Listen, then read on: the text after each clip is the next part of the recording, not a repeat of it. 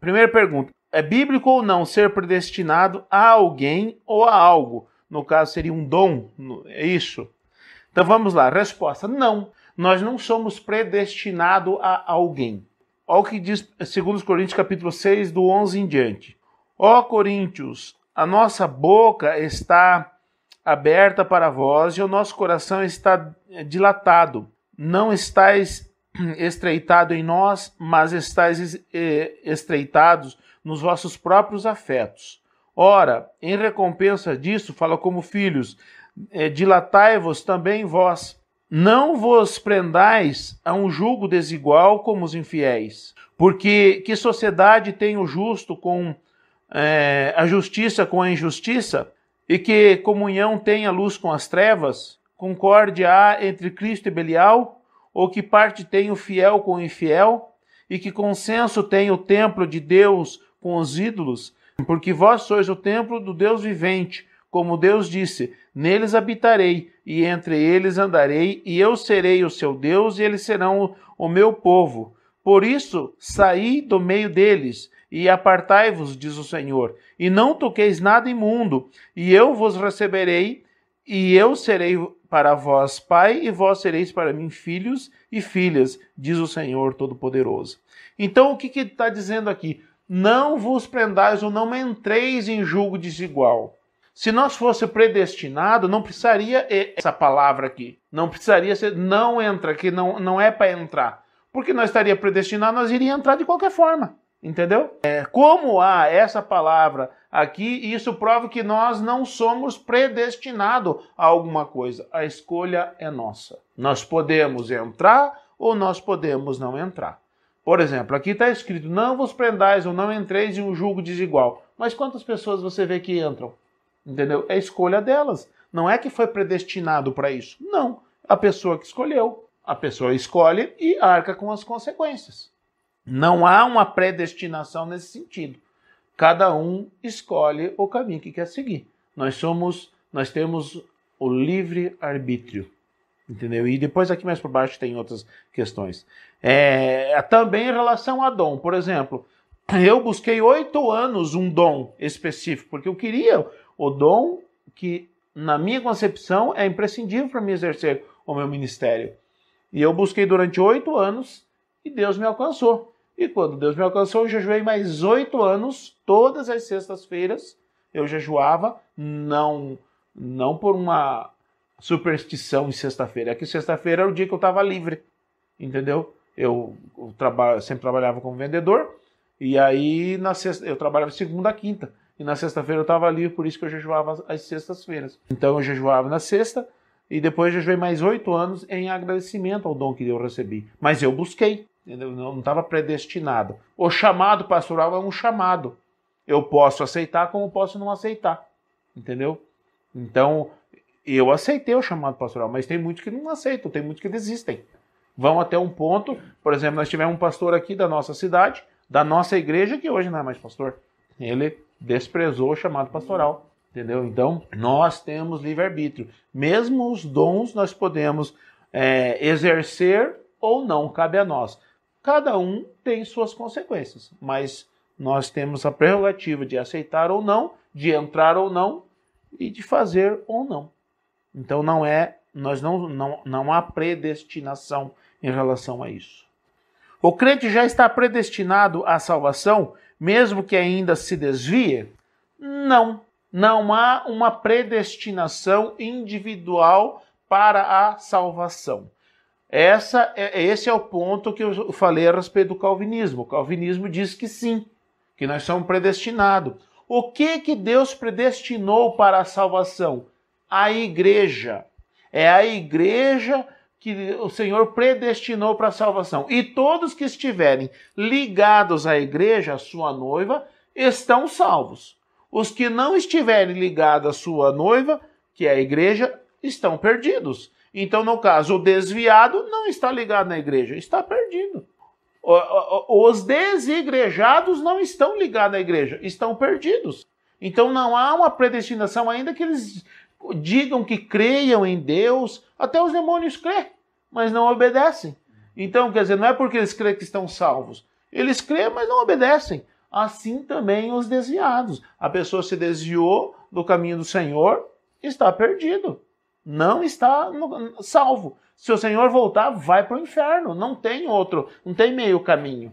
Então, não há predestinação para a salvação individual. Há sim, a igreja está predestinada à salvação. Entendeu? Então, a partir do momento que a igreja está predestinada para a salvação, Deus preparou a igreja para isso. E nós estamos ligados à igreja, então nós estamos salvos. Fora isso, não há salvação. Então, não há uma predestinação para a salvação, como diz o calvinismo. O calvinismo defende que não. Uma vez salvo, está sempre salvo. Você pode pecar uma hora, você vai voltar. E não é assim.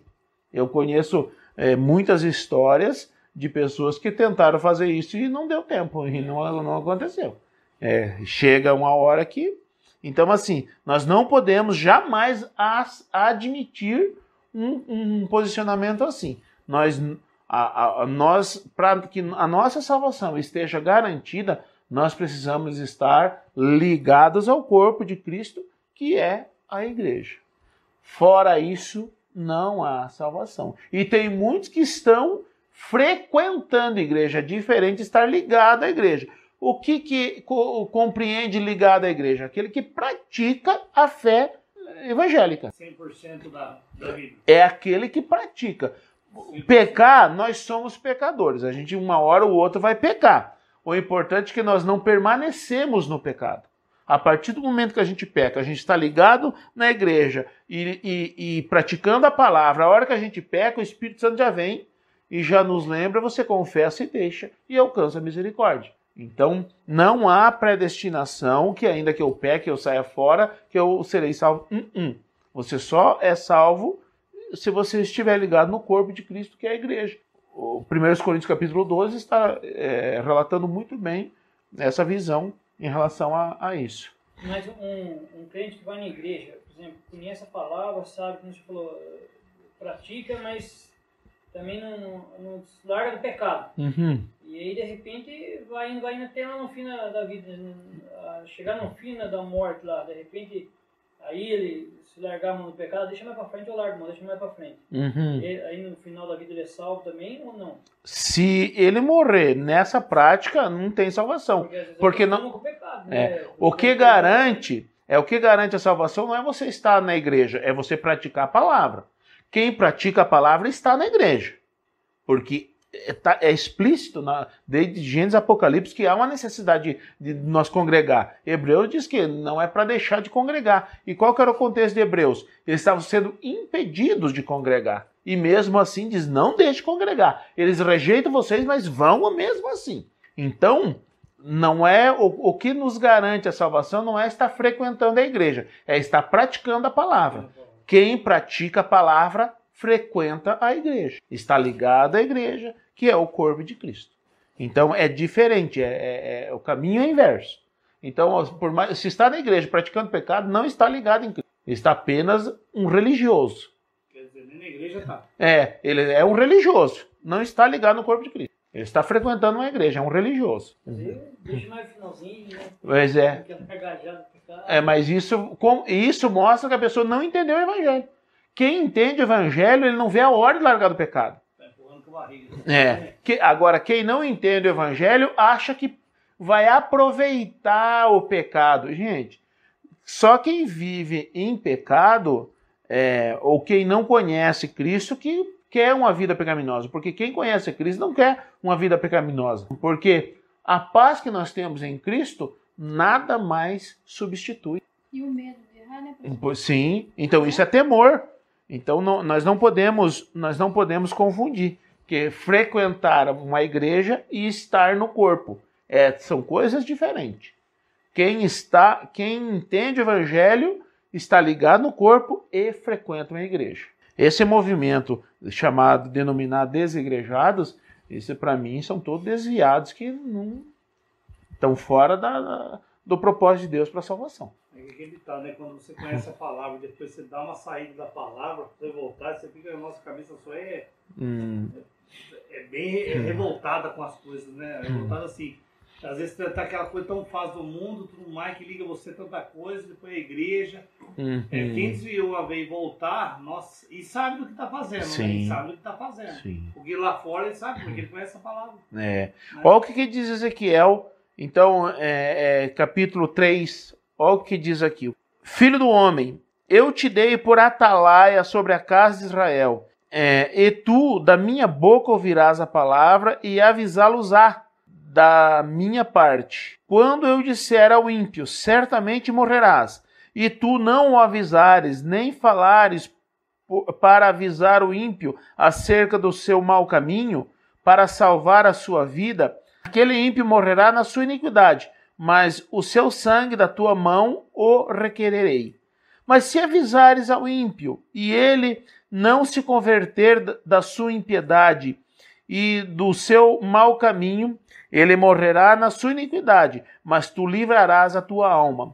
Semelhantemente, quando o justo se desviar da sua justiça e cometer a iniquidade, e eu puser diante dele um tropeço, ele morrerá, porque tu não o avisastes. No seu pecado morrerá, e as suas justiças que tiver praticado não serão lembradas, mas o seu sangue da tua mão o requererei. Mas se avisares tu o justo, para que não peque, e ele não pecar, certamente viverá, porque foi avisado, e tu livraste a tua alma. Aqui o texto mostra que a escolha a respeito da salvação ou da perdição é exclusivamente nossa. Por quê? Olha o que diz aqui Marcos 16,15. Disse-lhe Jesus: ide por todo o mundo, pregai o evangelho a toda criatura. Quem crer e for batizado será salvo. Quem, porém, não crer, será condenado. Tito capítulo 2, versículo 11, diz assim: porque a graça de Deus se há manifestado, trazendo salvação a todos os homens. Então, o objetivo de Deus é salvar a todos, mas nem todos aceitam. Então, a salvação ou a perdição está nas mãos do homem. Se o homem cumprir o propósito de Deus, ele vai ser salvo. Se ele não cumprir, ele vai ser perdido. Mas é uma decisão do homem. Ele não está predestinado a isso. É uma decisão. O homem tem livre-arbítrio. Nesse ponto que diz, assim, a Érica fala muito que todos nós conhecemos e todo mundo é convidado por algum motivo a servir a Deus. Uhum. Não existe aquela pessoa assim, mas eu não sei da palavra, eu não sei. Né? Porque de uma forma ou outra todos são convidados a conhecer a palavra. Sim. Então é por isso que cada um sabe o caminho que está, ou vai... Né? Sim, e é uma decisão sua. Ou aceita ou não aceita, né? Então, a decisão a respeito da salvação ou da perdição é exclusiva do homem. Porque Jesus ele já veio para dar salvação a todos. Mas é só para quem não aceitar, não é alcançado pela salvação. É só para quem aceita. Então, é uma decisão do homem, não é uma predestinação da parte de Deus. Pastor, e assim, a pessoa que não é da igreja, que é do mundo, por exemplo. Por mais que ele não conhece totalmente a palavra, mas quando ele faz coisa errada, ele sabe que está fazendo errado, né? Sim. Só que esses são as obras. E aí, Efésios diz assim que pela graça sois salvos por meio da fé. Isso não vem de vós, é dom de Deus. Não vem das obras para que ninguém se glorie. Essas pessoas, elas fazem... Elas não têm obra de fé. Então, a pessoa que não conhece a palavra, ela não consegue praticar a fé. E por mais que seja uma pessoa boa, a salvação não é pelas obras. A salvação é pela fé. Levítico 5, 17. Se alguma pessoa pecar e fizer contra algum dos mandamentos do Senhor aquilo que não se deve fazer, ainda que eu não soubesse, contudo será culpado e levará a sua iniquidade. Então, uma pessoa que não conhece o evangelho pode ser a pessoa melhor do mundo. Ele não está salvo, porque a salvação é somente pela fé em Cristo Jesus. Não é por obras. Então, ele não está salvo. Mas e se ele for uma pessoa boa? Isso não salva. Isso é caráter, não tem a ver com fé. Entendeu? Ainda que for a pessoa melhor do mundo, mas tem a ver com caráter e não com fé. A salvação é por fé, entendeu? Essas pessoas católicas da vida aí. Pessoas católicas, são católicas mesmo, né? Fala em Deus, mas o que mais acredita é, tipo assim, se tem aquela imagem, ela é aquela imagem é tudo para ela. Não tanto depois Deus como, Deus. Né? Tudo. E ela vem a falecer. Né? Tem uma fé, essa pessoa tem uma fé grande. Só que a fé, vou mostrar aqui para vocês então. Porque ele tem muitos parentes. Então não é a pessoa é apenas um religioso. É apenas um religioso. Então, religião não salva ninguém. Não salva ninguém. Olha o que diz aqui, ó. Êxodo 20 diz: então falou Deus todas essas palavras, dizendo: eu sou o Senhor teu Deus que te tirei da terra do Egito, da casa da servidão. Não terás outros deuses diante de mim. Ponto. Segundo mandamento: não farás para ti mais de escultura. O catolicismo ensina a crença em outros deuses, entendeu? Em ídolos. E aí, olha o que diz o Salmo 115, que é importante a gente pontuar isso aqui. O Salmo 115 diz assim, ó: diz: não a nós, Senhor, não a nós, mas ao teu nome dá glória, por amor da tua benignidade, da tua verdade. Porque dirão as nações: onde está o Deus deles? Mas o nosso Deus está nos céus. Fez tudo o que lhe agradou. Os ídolos deles são prata e ouro, obras de mão de homens. Tem boca, mas não falam. Tem olhos têm, mas não veem. Tem ouvidos, mas não ouvem. Narizes têm, mas não cheiram. Tem mãos, mas não apalpam. Pés têm, mas não andam. Nem som algum sai da sua garganta. A eles se tornem semelhante os que os fazem, como Êxodo 20, que não é para fazer, assim como todos os que neles confiam, os devotos. Se tornam semelhante a eles como? Olha o que está dizendo aqui, ó. Que quem tem olhos e não vê, quem tem boca e não fala, o que é? Mudo. Quem tem olhos e não vê, o que é? Cego. Quem tem ouvido e não ouve, o que é? E quem tem nariz e não respira? Está morto, não tem vida. Tornem-se semelhante a eles os que fazem e os que confiam. O que isso quer dizer? Para Deus está morto, gente. É uma fé morta, ainda que seja fé. Mas é uma fé morta, não tem valor para Deus. Por isso que não é o catolicismo em si, mas qualquer religiosidade que não seja unicamente em Jesus Cristo, para Deus está morta. A pessoa partiu dessa vida sem a fé no unigênito Filho de Deus, está perdido. Pode ter fé em ídolos, Buda, Maomé, qualquer um pode ter fé, mas é uma fé morta que não tem valor para Deus. E a pessoa que recebe a graça está lá e foi a Aparecida que curou eu. Pois é. Aparecida, né, pastor? Então, é a mesma coisa. Por exemplo, assim, ó, Deus me deu esse carro e eu sou grato a Deus por ele. Mas vamos supor que eu tivesse ganhado da Aninha. A Aninha foi lá, me deu, como eu já ganhei um carro, né? Vocês sabem que eu ganhei um carro. Aí eu ganhei da Aninha. E aí a Aninha chega: pastor, ó, comprei esse carro, senhor, eu estou andando a pé para ir, né, para baixo, para cima, comprei esse carro aqui, ó, usa ele e tal, é pro senhor, beleza. Aí eu corro e pulo no pescoço da gente: Jéssica, muito obrigado pelo carro que você me deu, tal. Como que ela vai ficar? Se foi ela que me deu, eu tô agradecendo a outra aqui, ó. Entendeu? É assim, é Deus que dá, essa pula no pescoço parecida, pula no pescoço do Pedro, João, não sei o quê. Quer dizer, é uma fé morta, desagrada a Deus. O Êxodo 20, olha o que diz o texto aqui, ó. Não farás para ti mais de escultura, nem alguma semelhança do que há em cima no céu, nem embaixo na terra, nem nas águas debaixo da terra. Não te encurvarás a elas, nem servirás, porque eu sou o Senhor teu Deus, sou zeloso, que visita a iniquidade dos pais no filho, até a terceira e quarta geração daqueles que me odeiam. Quem faz isso não ama Deus. Ao contrário, odeia. Como que pode ir para o céu uma pessoa que odeia Deus, que ama ídolos? Não vai, entendeu? O céu é de Deus, não é de ídolos. E não é para fazer imagem. Vamos supor, Aparecida, onde que Aparecida está? Onde que Maria está? Maria está no céu, gente. Então não é para fazer imagem dela. Jesus está onde? Jesus está no céu, então não é para fazer imagem dele.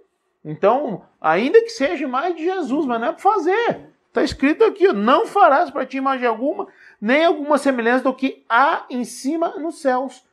Então, nos céus tem Jesus, tem Pedro, tem João, tem Maria, tem Adão, tem Eva, tem Jacó, tem Abraão, né? tem Jesus, não é para fazer. Não é para fazer. E na terra tem um monte de coisa também, mas não é para fazer.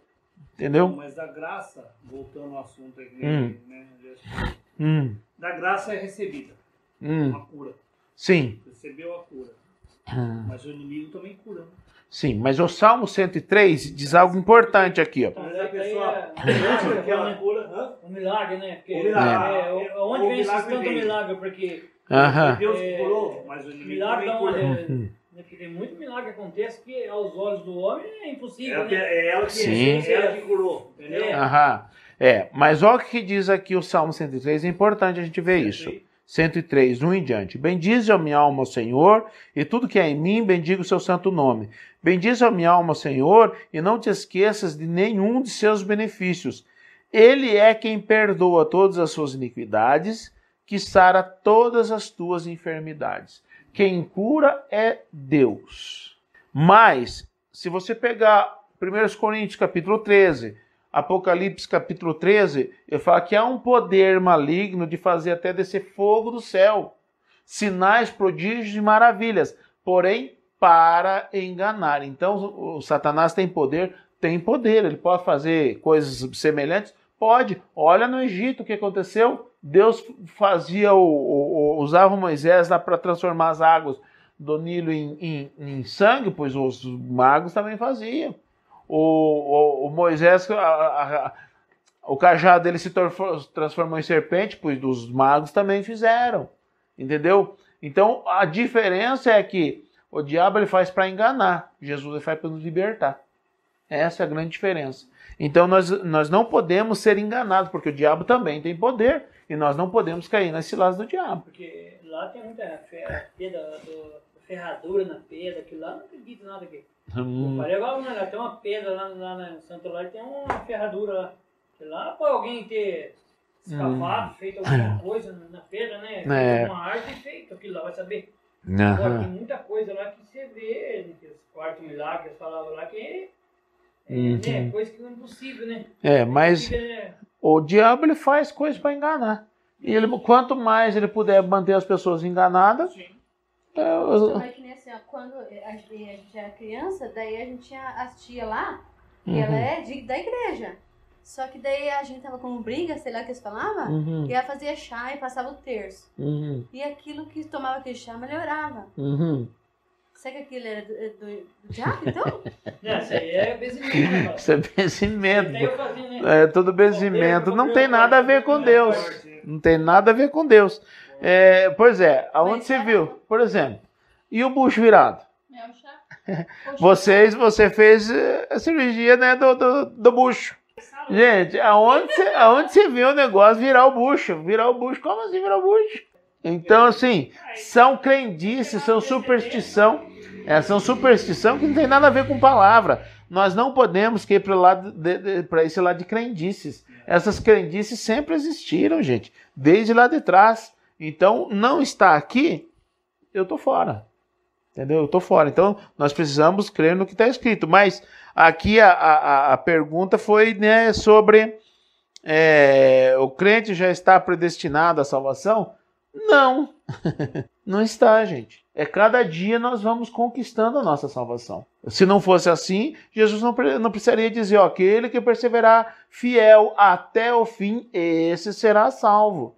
Mateus capítulo 10. Apocalipse, guarda bem para que ninguém tome a tua coroa. Senão não precisava ter esses textos, entendeu? Então, mas foi o próprio Jesus que disse. Então, a nossa salvação é conquistada no dia a dia. Hoje eu posso estar salvo, amanhã eu cometer um desatino e estar perdido. Por exemplo, a gente teve algumas situações onde uma pessoa hoje estava crente e amanhã se enforcou. Para onde vai uma pessoa dessa? O céu que não, né? Vai para o inferno, exatamente. Sim. Então, por quê? Porque a pessoa que tira a própria vida, ela mata Deus na vida dela, porque Deus é o autor da vida. Deus é a própria vida, como diz lá em João, e ele é o autor da vida. A pessoa que mata Deus, mata a vida. Matando a vida, mata a Deus. Matou Deus, ela parte para a eternidade. Partiu para a eternidade sem Deus. Para onde que vai? Para o céu que não, né, gente? Porque ela matou a vida, e matando a vida, ela mata Deus. E partiu para a eternidade. Acabou.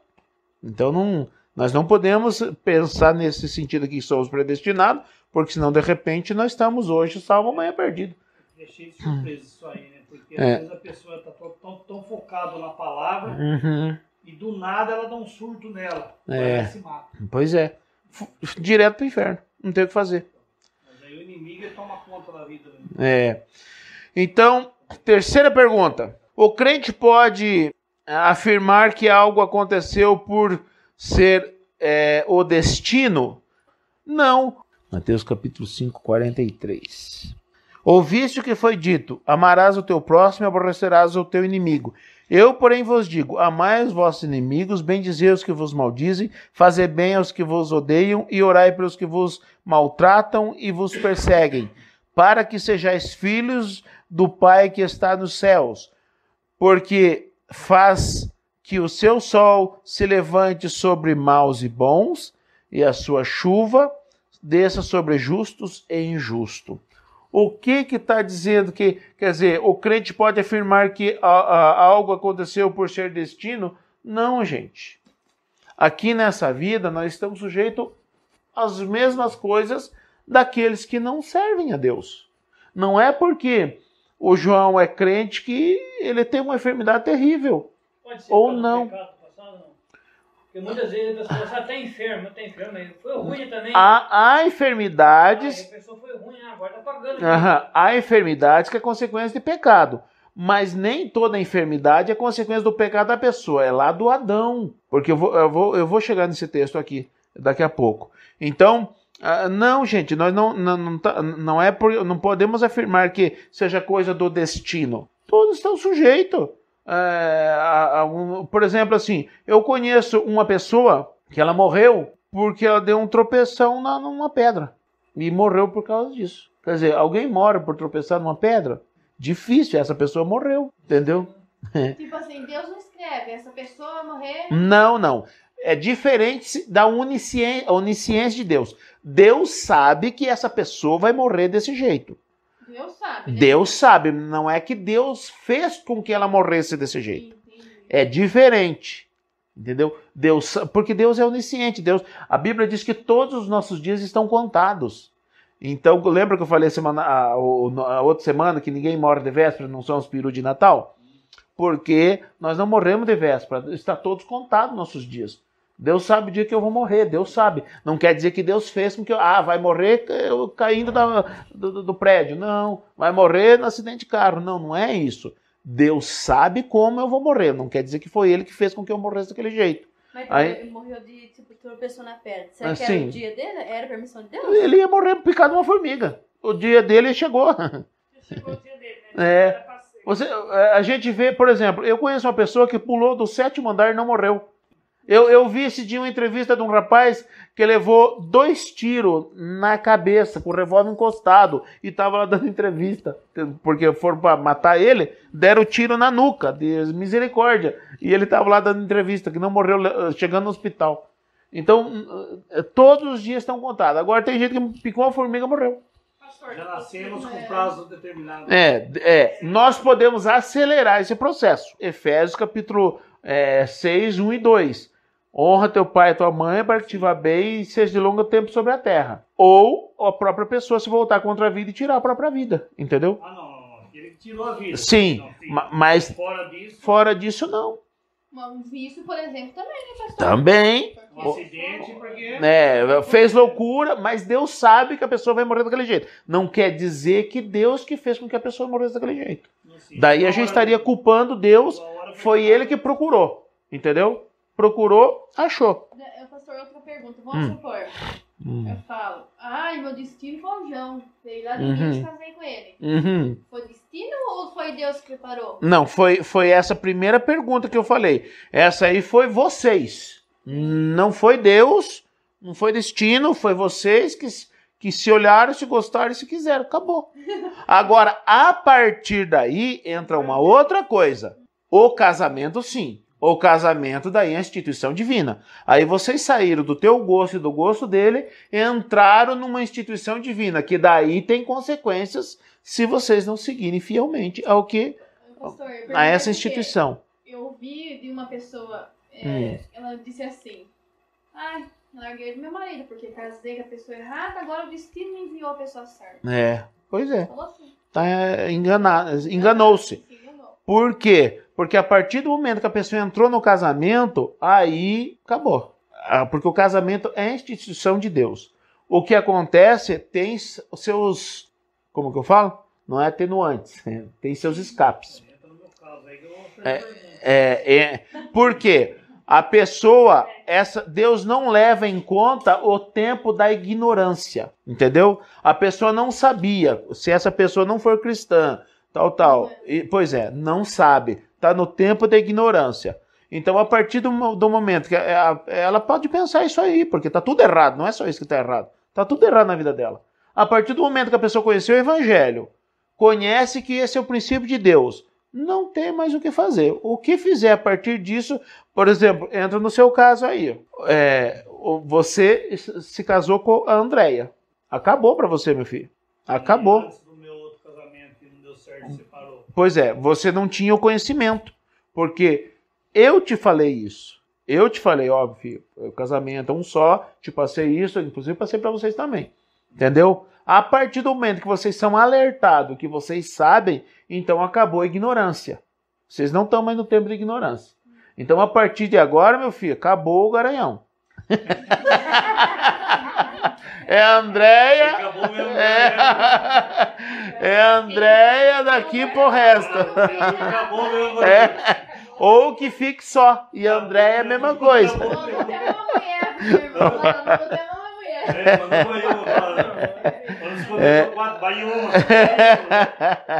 Então, André do mesmo jeito, acabou. Robson acabou. Antes estava no tempo da ignorância, Deus não leva em consideração. O tempo da ignorância, Deus não leva em consideração. Mas, se não tem essa questão que você colocou. Porque daí a pessoa entrou numa instituição que daí é divina. A escolha foi sua. A escolha é dele. Foi o João que escolheu você escolheu o João. Agora fica se arruma com Deus.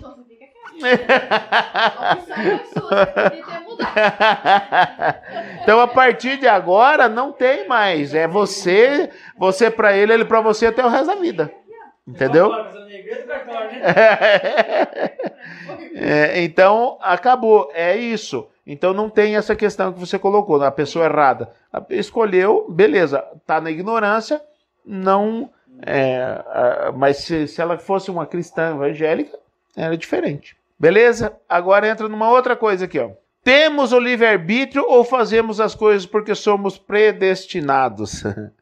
Então, nós temos o livre-arbítrio. E algumas coisas é importante para a gente saber, porque muitos dizem que nós não temos livre-arbítrio. O calvinismo diz que nós não temos livre-arbítrio. Eu vou passar algumas coisinhas aqui para vocês, mostrando que nós temos o livre-arbítrio. Gênesis 2,15. E tomou o Senhor Deus o homem e o pôs no jardim do Éden para o lavrar e o guardar. Ordenou o Senhor Deus ao homem, dizendo: de toda a árvore do jardim comerás livremente, mas da árvore do conhecimento do bem e do mal, dela não comerás, porque no dia que dela comeres, certamente morrerás. Gênesis 2,15 a 17. Gênesis 3:1 em diante. Ora, a serpente, a mais astuta de todos os animais do campo que o Senhor Deus tinha feito, e esta disse à mulher: é assim que Deus disse: não comerás de toda a árvore do jardim? E disse a mulher à serpente: do fruto da árvore do jardim comeremos, mas do fruto da árvore que está no meio do jardim, disse Deus: não comerás dela, nem nela tocareis, para que não morrais. Então a serpente disse à mulher: certamente não morrereis, porque Deus sabe que no dia em que dela comerdes, se abrirão os vossos olhos, e sereis como Deus, sabendo o bem e o mal. E viu a mulher que aquela árvore era boa para se comer, e agradável aos olhos, e árvore desejável para dar entendimento, tomou do seu fruto e comeu, e deu também ao seu marido, e ele comeu com ela. Então foram abertos os olhos de ambos, e conheceram que estavam nus, e cozeram folhas de figueiras, e fizeram para si aventais. Eles tinham ou eles não tinham livre-arbítrio? O que Deus disse para ele? Que não era para comer. Se eles não tivessem, eles não comeriam. Porque Deus determinou para eles e eles burlaram a determinação de Deus. Eles foram e comeram. Eles comeram porque eles quiseram. Deus tinha falado que não. Não era esse o propósito de Deus, que vai entrar aqui no final. Então, nós podemos até escolher se servirmos a Deus ou não. Se fazemos ou não. Se queremos ou não. É escolha nossa. Nós temos, sim, o livre-arbítrio. O nosso livre-arbítrio nos dá a liberdade de escolher a nossa eternidade. Josué 24:15. Porém, se vos parece mal aos vossos olhos servir ao Senhor, escolhei hoje a quem servais. Se aos deuses a quem serviram vossos pais, que estavam além do Jordão, ou ao Deus dos amorreus, que cuja a terra habitais. Porém, eu e minha casa serviremos ao Senhor. Nós temos o livre-arbítrio até para decidir nossa eternidade. Então, erra quem diz que não. Nós temos mais duas coisas. Eu vou passar para vocês aqui. Por exemplo, o texto de Apocalipse 20:10 diz assim: Vi grande trono branco e aquele que nele se assenta, de cuja presença fugiram a terra e o céu, e não se achou lugar para eles. E vi também os mortos, os grandes e os pequenos, postos em pé diante do trono. Então se abriram os livros, e ainda outro livro, o livro da vida, foi aberto. E os mortos foram julgados segundo as suas obras, conforme o que se achava escrito neles. Gente, ninguém pode ser julgado se não tiver livre-arbítrio. O fato, eu escrevi aqui, o fato de sermos julgados segundo as nossas obras atesta categoricamente que temos livre-arbítrio. Ninguém pode ser julgado por seus atos se o livre-arbítrio não fosse uma realidade. Então, nós vamos ser julgados. Isso aqui é o texto de Apocalipse. Todos vão ser julgados segundo as suas obras. Então, se não tivesse livre-arbítrio, não seria julgado. Não haveria julgamento. Outra coisa que é uma prova irrefutável de que nós temos o livre-arbítrio é o fato de, por exemplo, assim, depois que você aceitou Jesus na sua vida, você já pecou? Eu também já. Agora, é propósito de Deus que a gente peque? Então, nós pecamos por quê? Porque nós temos livre-arbítrio, assim como Eva. Eva pecou porque quis pecar. Ela teve o livre-arbítrio, porque propósito de Deus não é. Então isso atesta categoricamente que nós temos livre-arbítrio. Porque senão nós não pecaríamos. Porque não é propósito de Deus que nós venhamos a pecar. Então, engana-se quem pensa ou quem fala que nós não temos livre-arbítrio. Então, a tua pergunta é essencial para isso. Temos livre-arbítrio ou fazemos as coisas porque somos predestinados? Nós temos livre-arbítrio, sim. E colhemos as consequências das nossas escolhas, seja ela boa ou ruim. A lei da semeadura. Então nós não podemos nos esquecer que se nós plantar o bem, nós colheremos o bem. Se nós plantar o mal, nós colheremos o mal. Se nós crermos em Jesus, nós vamos para o céu. Se nós não crermos, nós vamos para o inferno. Se nós praticarmos a palavra, nós vamos para o céu. Se nós não praticarmos, nós vamos para o inferno. Então, esse é o resultado do livre-arbítrio. Nós temos, sim, livre-arbítrio. A pessoa que é muito mal, tem um coração mau, será que paga aqui nessa terra mesmo? Sofre aqui porque tem a consequência, a lei da semeadura. Mas o pior é na eternidade, porque lá não tem o que fazer, né? Já sofre aqui e vai sofrer lá também. Entendeu? Aqui, esse sofrimento daqui não é nada perto do que está por vir, entendeu? A Bíblia diz que aquilo que o olho não viu, nem olhos ouviram, nem jamais passou pela mente humana, é o que Deus tem preparado para aqueles que o temem, aqueles que o amam. Assim também é aquilo, nós não temos noção de como é o céu, assim como nós não temos noção de como é o inferno. Então, basta saber o que a Bíblia diz, né, que tormento eterno, sofrimento eterno, né? É Deus que escolheu a gente para nascer na família que a gente nasceu, pastor? Assim, não, Deus não tem nada a ver com isso também. Entendeu? Você escolheu o Wilson escolheu você e nasceu Otávio. Isso aí foi vocês que escolheram. Agora, formar o Otávio, quem formou é Deus. É diferente. É Deus que forma as crianças lá dentro da barrigona dela. Esse é Deus, porque homem nenhum tem esse poder de fazer uma criança nascer. Entendeu? Esse é só Deus que pode fazer. Agora, por que está nascendo dele e dela? Porque eles se escolheram, entendeu? Não é Deus, não tem a ver. Por que Deus fez eu nascer naquela família? Eu queria nascer. Não, isso é escolha dos seus pais. Entendeu? E assim, a pessoa não nasce ruim, né, pastor? A pessoa adquire isso aí com o tempo. Na verdade, a pessoa nasce ruim. Nasce ruim? Nasce ruim. Porque a Bíblia diz que todos nós somos maus. Entendeu? O próprio Jesus disse assim: se vós, que sois maus, sabeis das boas coisas aos vossos filhos, quanto mais vosso Pai que está no céu sabe das boas coisas àqueles que o buscam. Então, nós somos maus. O que faz com que nós não venhamos praticar a maldade é o conhecimento que temos da palavra. Tem uns que é demais, né, pastor? Tem uns que é muito mal. Pois é. Né? E nós, tendo conhecimento da palavra, nós vamos educar os nossos filhos bem. Quer dizer, para cortar essa maldade. O que corta a maldade? A varinha. É o que diz o provérbio. Tem uma ovelha negra da família que é perdida porque não sei o que lá mais, isso aí não existe também, né? Não, isso aí é educação. A escolha da pessoa. Isso aí é educação. É educação e escolha, livre-arbítrio. Você pode ter lá. Tem um que não quis saber, porque viveu difícil, ou emendou.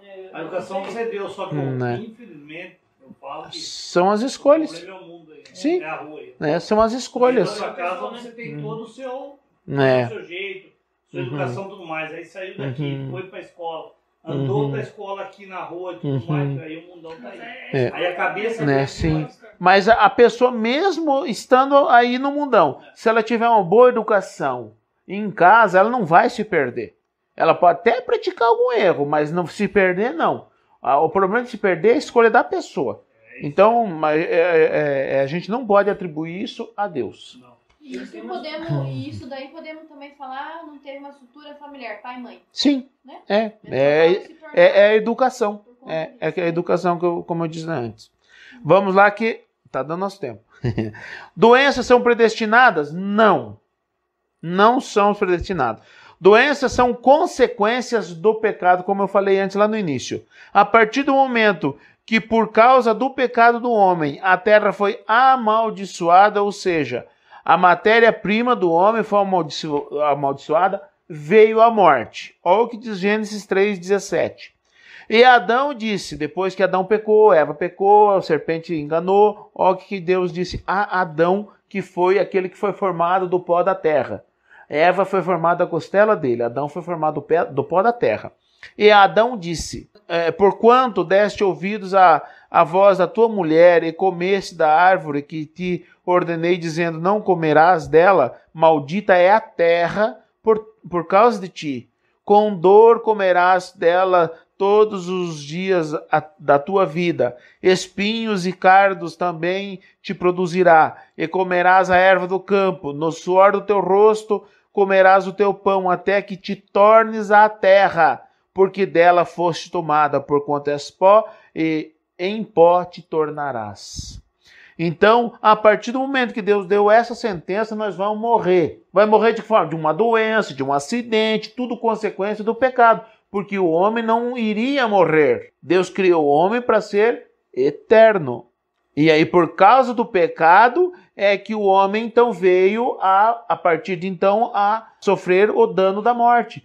Por que Deus disse, vamos tirar ele do jardim para que ele não corra lá e coma da árvore da vida e viva eternamente? Porque, gente, a pessoa caindo nos pedaços já está viva, não ia morrer. Entendeu? Então, agora, a partir dessa sentença, o homem morre. E as enfermidades são a causa da morte da grande maioria das pessoas. Entendeu? Vai morrer de uma enfermidade, de uma infecção, de uma tropeção na unha, deu tétano, foi pro coração e matou a pessoa. Meu filho na véspera de Natal, ou no dia de Natal, o Rafael, ele imprensou a unha na porta da caminhonete. Beleza.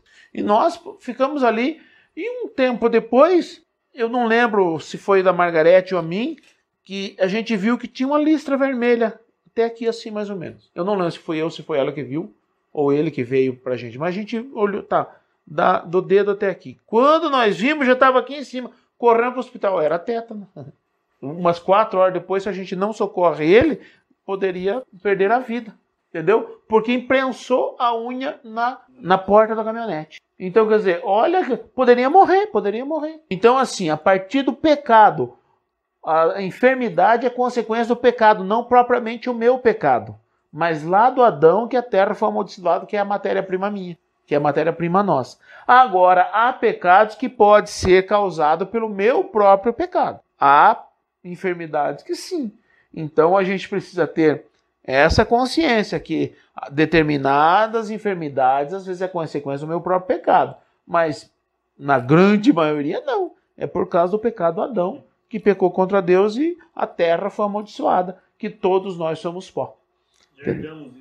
Então, assim, ó, na doença nós não somos predestinados.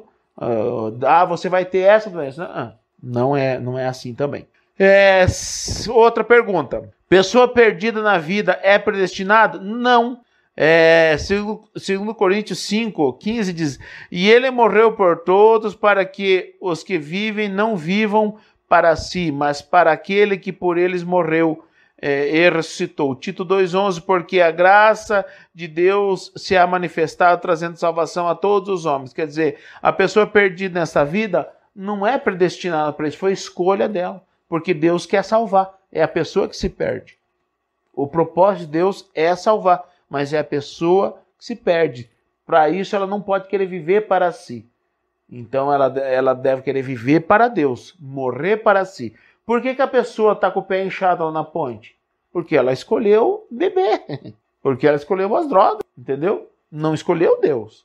Então é uma escolha dela, não é que ela foi predestinada a isso. Ela não suportou determinadas coisas, foi fraco em determinadas coisas e se lançou na vida. Esses dias eu ajudei uma pessoa, por causa de um problema familiar, a pessoa se perdeu na vida e está vivendo nas ruas, aqui em Pedreira. Então eu fui lá, ajudei, não conhecia, né? Vi a pessoa lá, e fui saber, eu estava com fome, estava sem roupa, tal. Então, mas foi uma escolha da pessoa. Não foi predestinado para isso. Foi a pessoa que escolheu ir para a rua. Ela tem casa, tem família, mas escolheu a rua. Tem uma entrevista aí, o cara domingo passado, estava entrevistando o Zundarino em São Paulo. E ele entrevistou um senhor chamado César e a família dele identificou ele lá em Goiás. Pois é. Ele tinha perdido tudo, o cara desesperou, pois é. pagou do casamento e veio embora. Ele foi buscar, não quis ir, pastor. Pois é. Ele vinha, falou, não, mas eu arrumo a casa, você vai falar, não, agora eu vou ficar aqui no seu. Pois é. É escolha. É escolha. Então não é predestinado. Agora, uma outra pergunta aqui. Tudo que acontece conosco tem um propósito, nos leva a um propósito. Tudo que acontece conosco tem um propósito, ou as coisas que acontecem conosco nos levam a um propósito. Então, tudo tem um propósito. Aí sim, aí é diferente. Tudo que acontece conosco tem um propósito. O maior propósito é que venhamos a conhecer a Jesus Cristo como nosso Senhor e Salvador. E nós vemos aqui que é diferente propósito e permissão de Deus. O que é propósito de Deus? Propósito é aquilo que Deus preparou para nós. Então é propósito de Deus que eu viva isso. Então foi Deus que preparou isso para que eu vivesse. E o que é permissão de Deus? Permissão de Deus é aquilo que nós queremos e Deus não nos impede de praticar. É diferente. Eu quero muito uma coisa e eu quero porque quero, mas não é propósito de Deus. Mas eu quero, Deus permite. Bom, então faça. Mas não é aquilo que Deus tinha para nós. Então, por exemplo, assim, no caso de você, eu quero ir embora, então vá. Mas não era propósito de Deus. Mas Deus não impediu, não colocou um caminhão atravessar na pista para que vocês não fossem. Entra aquela, quando você ter seu livre abrir. Você fala o que você quer, colhe as consequências, mas você fala o que você quer. Entendeu? Deus não nos impede de fazer aquilo que a gente quer. Mas nem tudo que a gente faz é propósito de Deus. Então nós precisamos saber que há uma grande diferença. Olha o que aconteceu com Jesus. Muitas vezes o propósito de Deus nos leva a sofrer. Nos leva a sofrer. E o que acontece? Nós não queremos sofrer. Então, Senhor, não é propósito do Senhor porque eu estou sofrendo. Será? Olha o que diz aqui em Lucas 22:40. E quando chegou àquele lugar, disse-lhe, orai para que não entreis em tentação. E apartando-se dele cerca de um tiro de pedra e pondo-se de joelhos, orava, dizendo, Pai, se queres, passe de mim este cálice. Todavia não se faça a minha vontade, mas a tua. E apareceu-lhe um anjo do céu que o fortalecia. E posto em agonia, orava mais intensamente. e o seu suor tornou-se em grandes gotas de sangue, que corriam até o chão. E levantando-se da oração, veio para os seus discípulos e achou-os dormindo de tristeza. E disse-lhes: por que estáis dormindo? Levantai-vos e orai, para que não entreis em tentação. Vocês acham que Jesus não estava sofrendo aqui? Estava em agonia, mas era propósito de Deus. Então, muitas vezes, o propósito de Deus nos leva a confrontos internos, a confronto de caráter, a confronto de interesses.